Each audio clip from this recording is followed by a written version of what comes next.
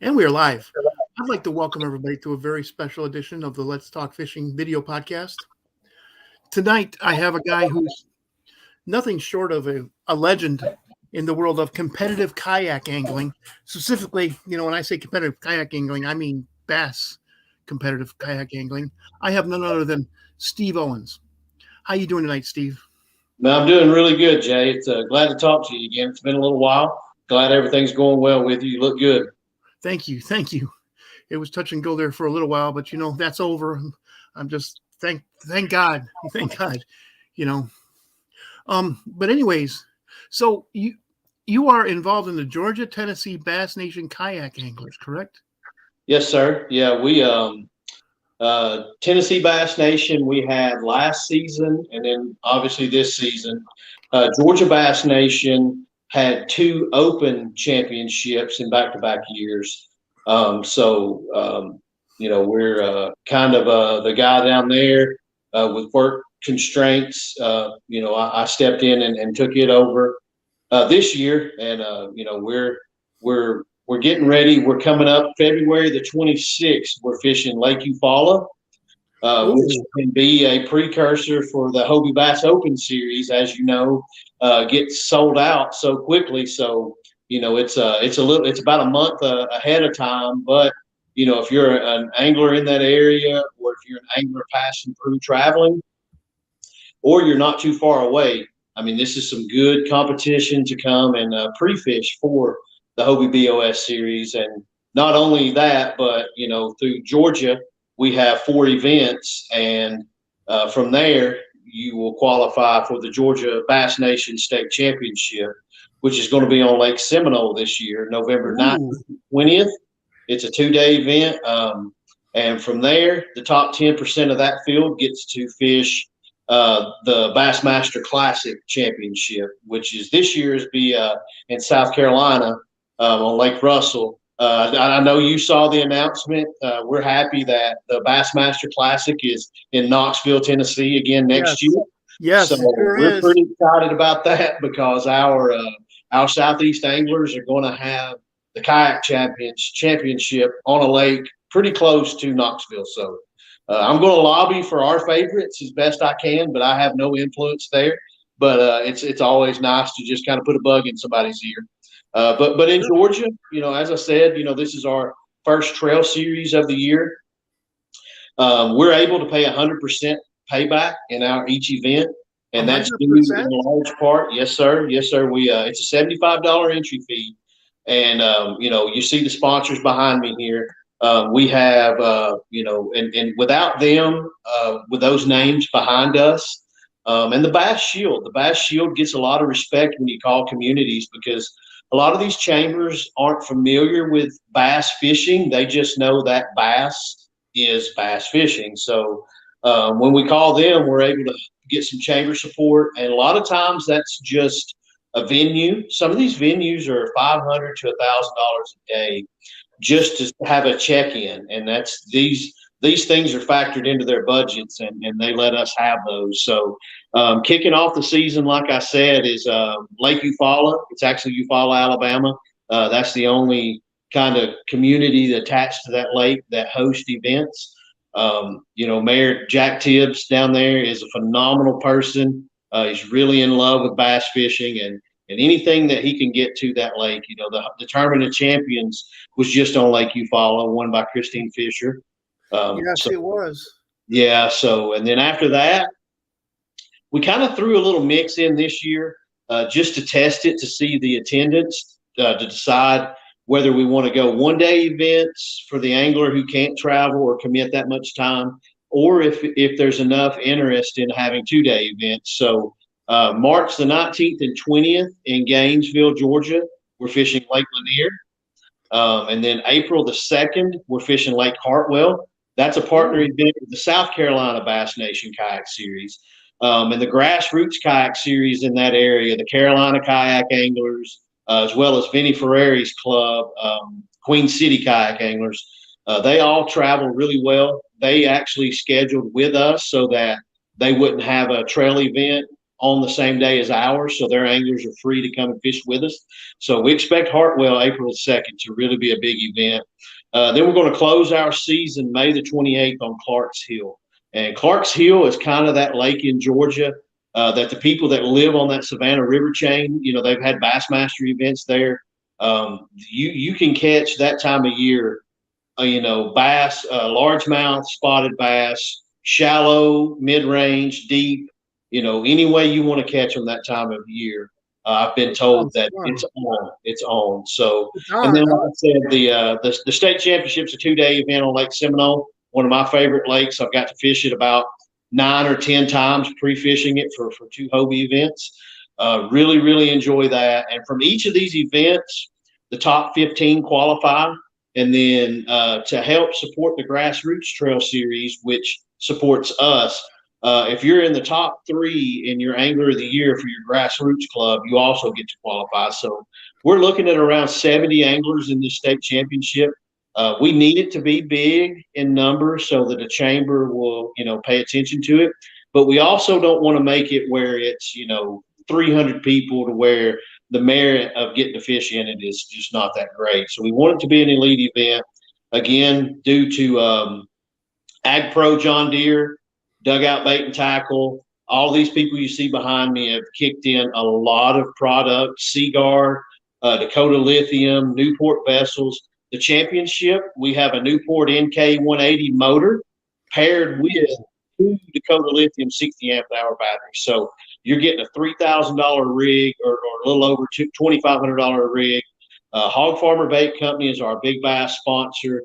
Carl Black Chevrolet in Kennesaw, Georgia, and Nashville, Tennessee. We've got $1,000 cash for our Angler of the Year prize.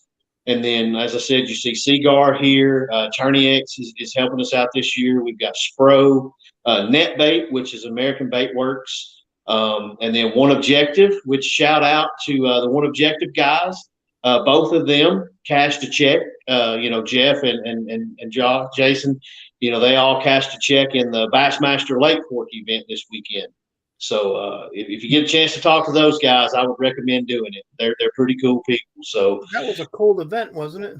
Yeah, it was. It was very cold. It was very cold, and some of the guys were messaging on KBN today. They've never seen a tournament where the buck bass just didn't bite. But the 20-inchers sure did. I mean, there were 19, 20, 22, 23. I think one gentleman caught 3 fish, and all 3 of them were 23-inchers. Jeez. I mean, man. 23 inches in one day during a tournament. That's a good day. Yeah. Have you imagined? That's a lot of people's lifetime. Those are 8 pounders or better, Oh.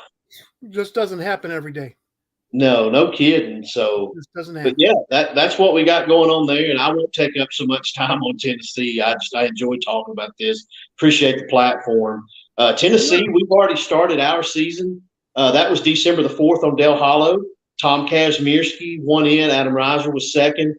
We had 97 anglers in it, and that was our kickoff in December. Yeah, and we were 100% payout. Like I said, I think Tom won $2,300 for first place.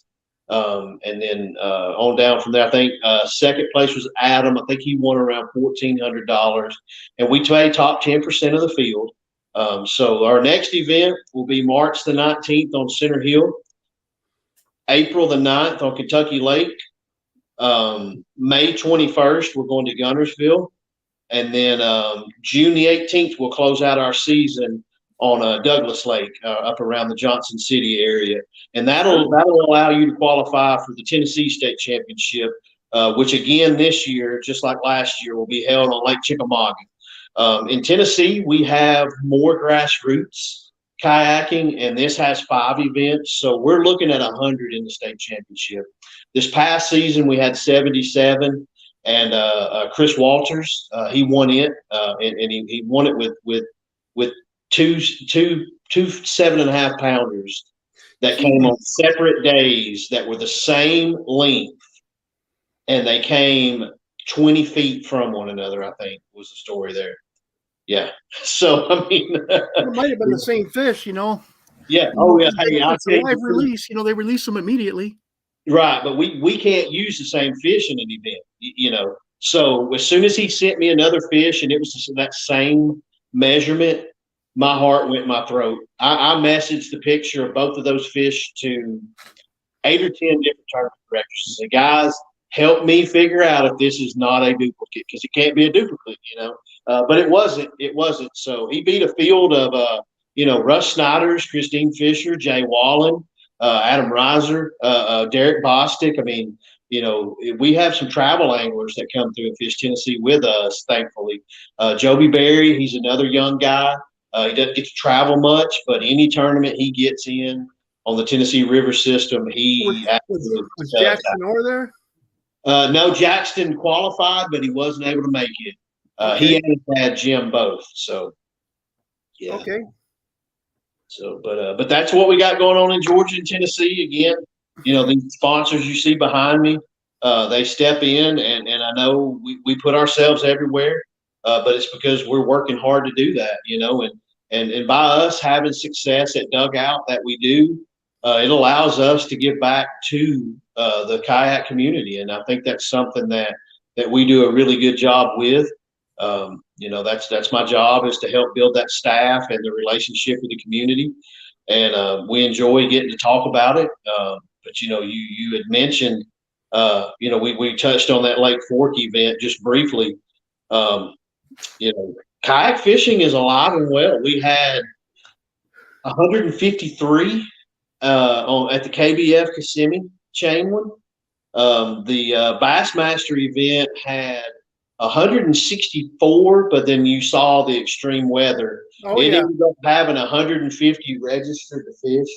I know the field was tough. There weren't very many 2-day limits caught, but I mean, that's fishing. You have to get out and do it. It could very easily have been 105 degrees, and we would complain about the heat, but we wouldn't be asked to reschedule it. But and you're not going to catch fish in that weather either. So it's a double-sided sword there. But either way, Garrett, we all know Garrett Morgan. He's a stand-up guy, very respected person. A fellow believer that recently recommitted what he needs to do, and we talked about that briefly. And it was just like, man, as soon as he got his vision back correctly, things just started opening up in his life, and that's the good thing about grace. We have to practice that daily, even when people we think don't deserve it. We get it from God every day, and we dang sure don't deserve it. So that's our job. We're not selfish with it. We're supposed to give it away. So anyway, having said that, he won with 201 3/4 inches. And then, we all know the buzz around the Hobie Bass Open Series. They've had 3 events cap out at 200 anglers, and we haven't even made it to the first one yet. So it's alive and well. That's it. So Toledo Bend is this weekend there. Dugout making tackle. I have to speak on my anglers there. We've got Ryan Lambert, Dylan Lowry. I think Shane Williams is making it his way down there to it as well. So I mean, it's just it's good. So that's 3 national events back to back weekends with 150 plus in them. So okay, we have a question here. Yeah. From Cajun Rob Fishing. He's from Kentucky, does most of his fishing in Tennessee. He said, how do you get started in the Grassroots series in Tennessee? In Tennessee, like if you live in Kentucky, I want to say it's Northeast Tennessee or Tri-State Kayak. That's in the Johnson City area, probably closest for you.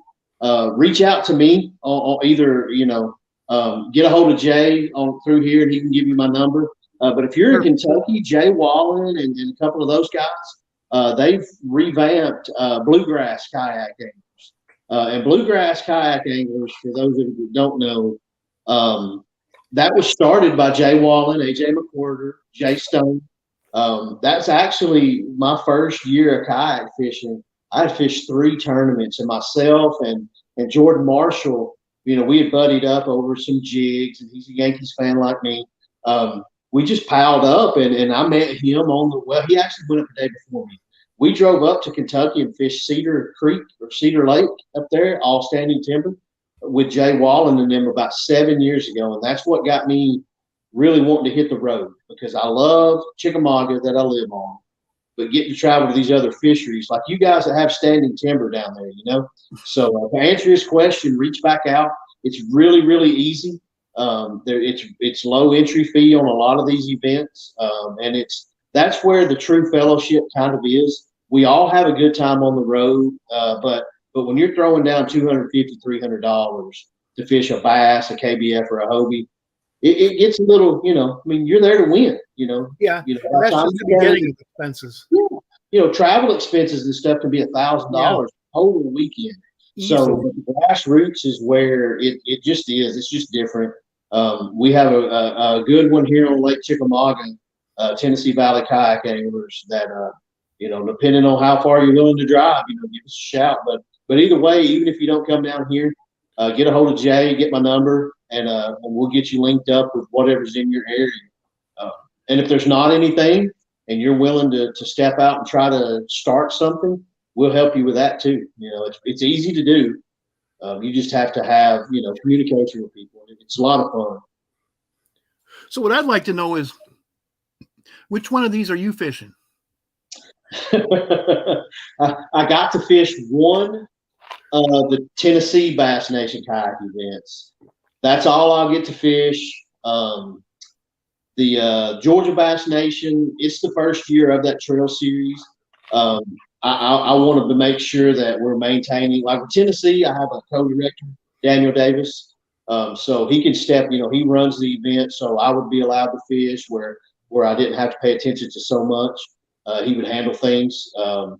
And then my Grassroots club, I get to fish 3 or 4 of the TVKA events this year. That's Tennessee Valley Kayak Anglers. But on the national level, I think I get to fish Hobie, Eufaula, the Hobie Chickamauga, because that's where I live. And this Saturday, my local club, we fish Lake Guntersville as well. We've got an event this Saturday on Guntersville. And then Sunday, I'm hosting the Rattle Trap Tournament. It's a Bill Lewis Rattle Trap Tournament. We're running that in conjunction with a bass boat tournament. Every year in February, they have a bass boat tournament that's around 270 boats. So it's a lake-wide launch. We're all launching casually wherever we want. But at the end of the day, as these anglers are dumping their bags back into the lake, we're going to measure the 3 biggest bags and compare them on a screen. And the winner between the top 3 kayakers and boats wins like a $500 Bill Lewis gift card. So thought that would be an interesting thing to just kind of mesh the 2 worlds, you know? Yeah. 2 things that would never mix before. Now you're mixing them. That's interesting. I like that. Right. That's thinking outside the box, man. Well, yeah. And I think, you know, what it'll also do is there's an expo on Saturday night where we can all kind of mingle and hang out.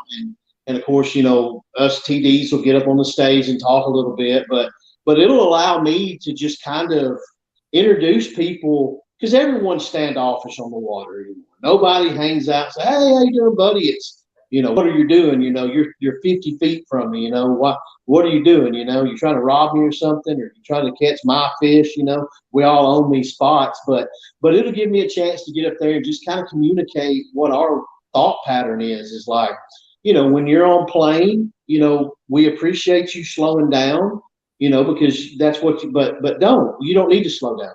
If you stay on plane, that's less boat weight, you know, so, you know, and just introduce that kind of thing to one another. And, you know, when we're on the ramp, you know, we're going to put our kayak in, pull it to the side and get out of the way. You know, it takes us the same amount of time as it does you in a boat, but there seems to be some tension. And it hit me one day.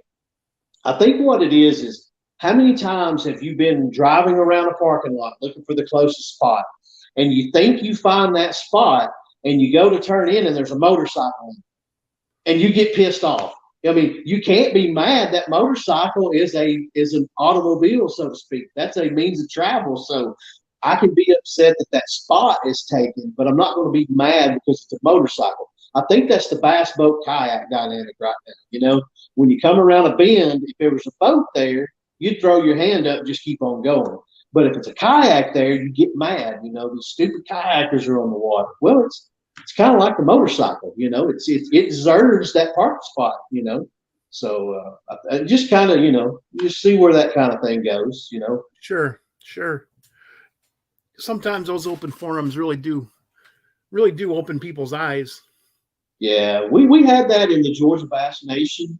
And Georgia Bass Nation is one of the more developed and structured bass nations in the country. They've got it together.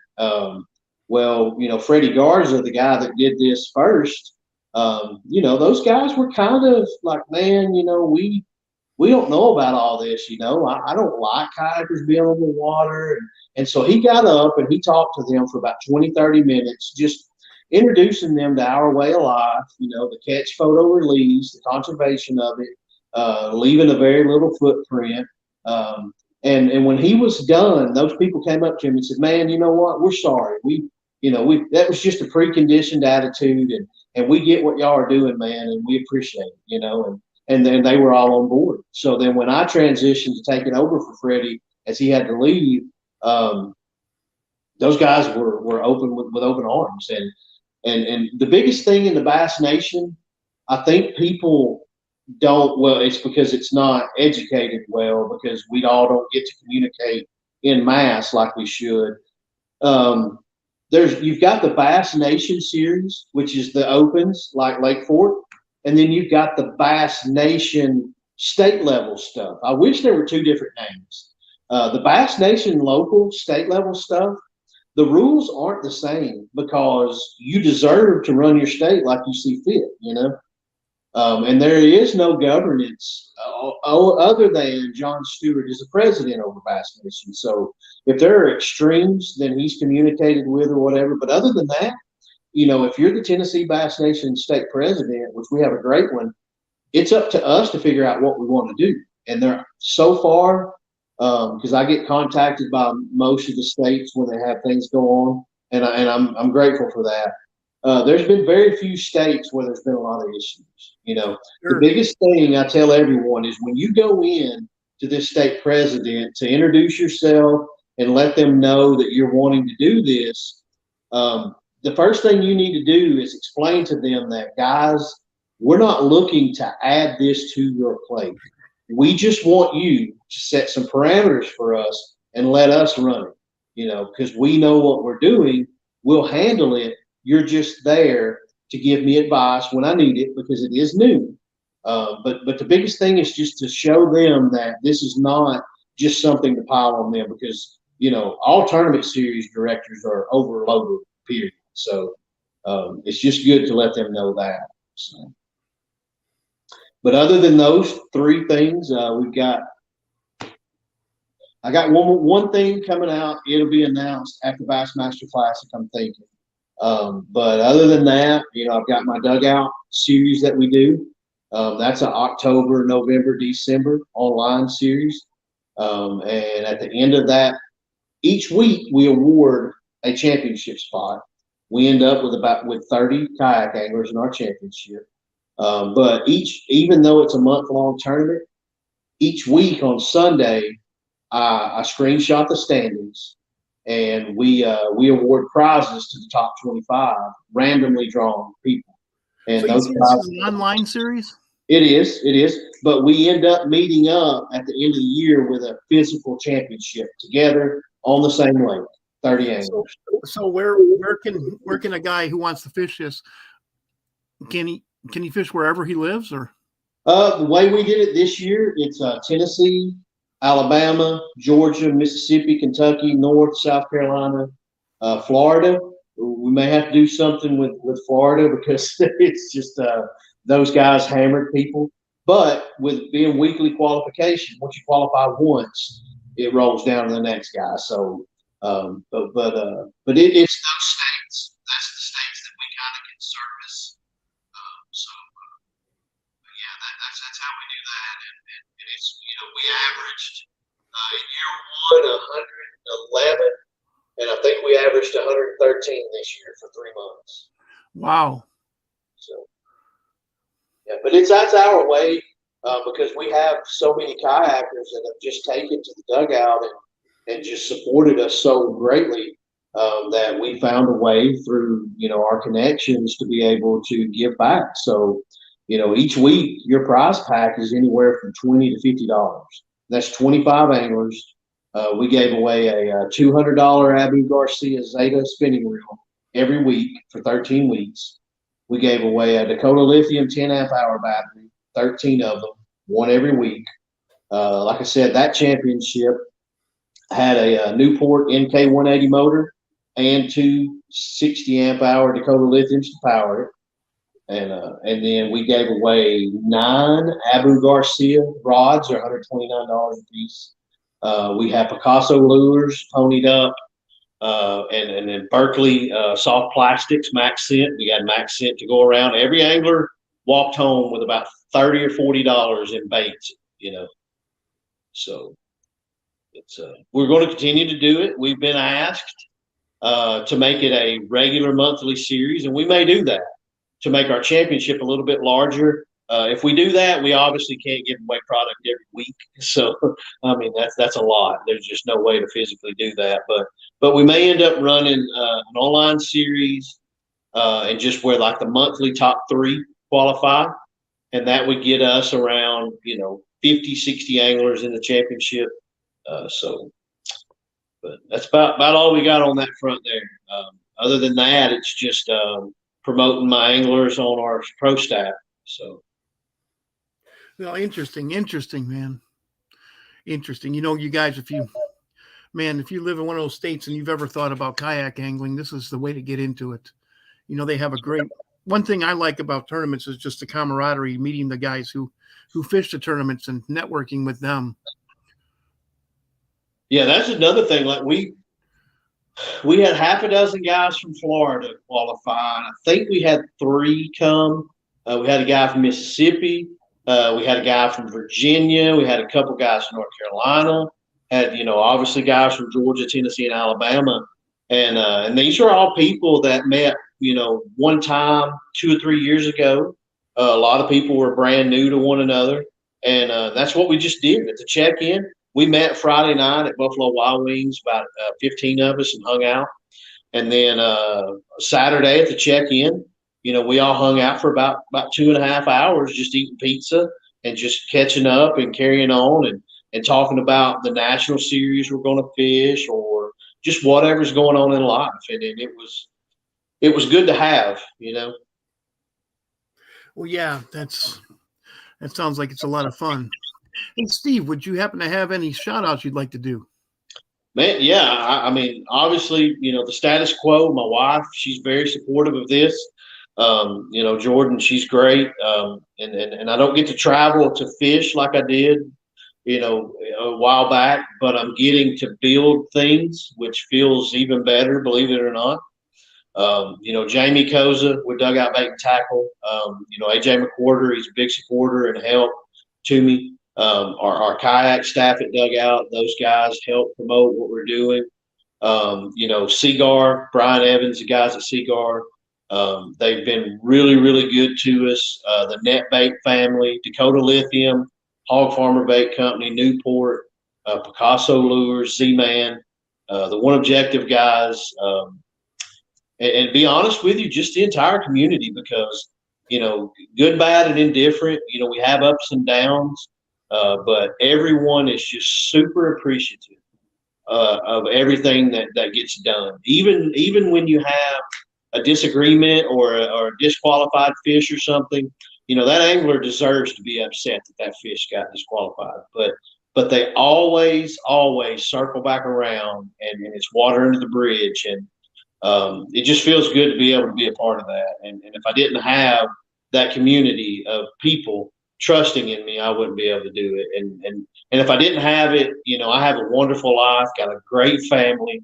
But if I didn't have this, there would be a hole to that I have to feel. And I don't want to know what that feels like. So, yeah. I tell you, I got out of the professional fishing community for 5 years, and I agree. There was definitely a hole. It's the professional fishing community. there's a lot of people in it, but it's really very small.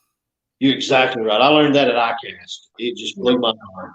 You know so many people, and you get to meet so many good people, and the other people that just kind of work themselves. They just kind of fade away. But the good ones seem to just stay around year after year after year. I've known some of these guys for 25 years, and we're still great friends. We grew up together, even though I was like 25 years old when I met them. Yeah, you're right. And I tell all of our people on staff or anyone across the country that reaches out about sponsorship type of stuff, those guys can smell someone that's a taker a mile away. They just can. So, when you go up front to them, when you're ready to make your pitch, your main pitch should always be, here's what I can give to you. Here's how I add value to the relationship. Exactly. And if you do that, even if it's not that much, they're going to appreciate that. And they may give you a shot. And it might just be 30% off, but that's your foot in the door, 30% off is better than what most people start out at. Especially nowadays, especially with the prices of everything going up. And the amount of people who are in it. When I started back in the 90s, there weren't this many people in the whole game. Right. There was a quarter. There was probably 10% of what there's in it today. I remember tournaments. 30 people showed up, and they were happy. Nowadays, they have to cut it off at 200. You're right. Yeah. With 50, 75 people on a waiting list. Yes, exactly. It has grown because of people like you, who tirelessly promote it, and that's a good thing, because the way I look at it is, I don't see it as competition. I look at it as a guy who's effectively promoting is increasing the pot for all of us. That's right. Yeah, we need every series we can to be successful. And we need every angler that we can. Exactly. My good buddy, Ryan Lambert, he recently was on a phone conversation from a major manufacturer's rep. They're the national rep for that company. And, he made mention, he said, for the last couple of years, we've been kind of on the edge of the pool, just watching what's going on, and he said that they truly feel like, not only, the popularity of our sport is just, you can't put a gauge on it. And it should have already peaked and plateaued, but it hasn't. But these bait companies see that. And so hopefully they start stepping in a little more as well. And then from there, that's where you get the publicity, I agree with you. But but you always have to maintain the grassroots as well. Because with more money comes more problems. That. But also, like my uncle, the marketing professor always tells me, be true to your brand. Right. This means don't ever forget where you came from. Don't ever forget who you are. That's right. Yeah, absolutely. And the fishing community, like I said, it's a lot of things are a brother-in-law deal. You got to know somebody to get somewhere. That's why when you do meet those people, if you've got one shred of arrogance about you, you better bury it, because there's so many people who are easy to work with. You know how it is. How many good fishermen, elite level fishermen, who don't ever make it because they just did not get that one handshake. Absolutely. And I have seen since the mid-90s, when I got into the fishing world, I have seen it become so much nicer than it was back in the mid-90s. There were, like you said, there were a bunch of arrogant people on it back then. I was mostly in the walleye world back then, and then I kind of transitioned into bass. Yeah. As I started fishing with more and more bass fishermen, and there's just something about a bass. It's just special. Right. Yeah. I growing up, catching crappie and catfish, I thought, I'd catch a bass. Bass don't fight anywhere near like a crappie or a catfish, but now they're not as big as a crappie, but something about them, when I caught that first bass on purpose, it just hooked me. it just hooked me, and I can't get away from it. So, My first self-guided bass, I actually caught on a salamander that I had caught in the creek. Really? I hooked it between its legs, which sounds kind of brutal, but it sat there and had this, crazy motion as it tried to get that hook out of it. Yeah. And I threw it in. I had this big old red bobber, with the ones that were about that big around, and I threw it in, and I thought my bobber must be broken. And just like you, I was hooked. I could not believe it. It was only about a 3-pounder, but still, I pulled that thing up, and I'm like, I did this on my own. My dad's gonna be so proud of me. Yeah. I came running back to our campsite. Dad, look what I just caught. And he's like, what did you catch that on? We just got here. You don't even have any bait. And I couldn't even talk. I was so excited. That's all. Man, it was, as we said earlier, it was on. It was on. Well, hey, Steve, man, I'd like to thank you for taking your time out of your busy schedule to come and talk to our watchers here on the Let's Talk Fishing podcast. Hey, I appreciate it, Jay, and I appreciate you reaching out as always. I really enjoyed talking with you on the phone and not only here, but I really appreciate everything that you do and highlighting the anglers and giving us a platform to get on and talk about this stuff, man. Yes. And I can't do this show without people like you. Yeah. That's what hopefully I'll be around for a while. So anytime, give me a shout and we'll get something squared away. Well, thank you. Stick around after we stop recording. I'd like to talk to you. Okay, man. Thank you. And I'd like to thank everybody for tuning into the Let's Talk Fishing podcast. Again, my name is Jay Angel, and it was my distinct pleasure to bring you the Let's Talk Fishing podcast with Steve Owens.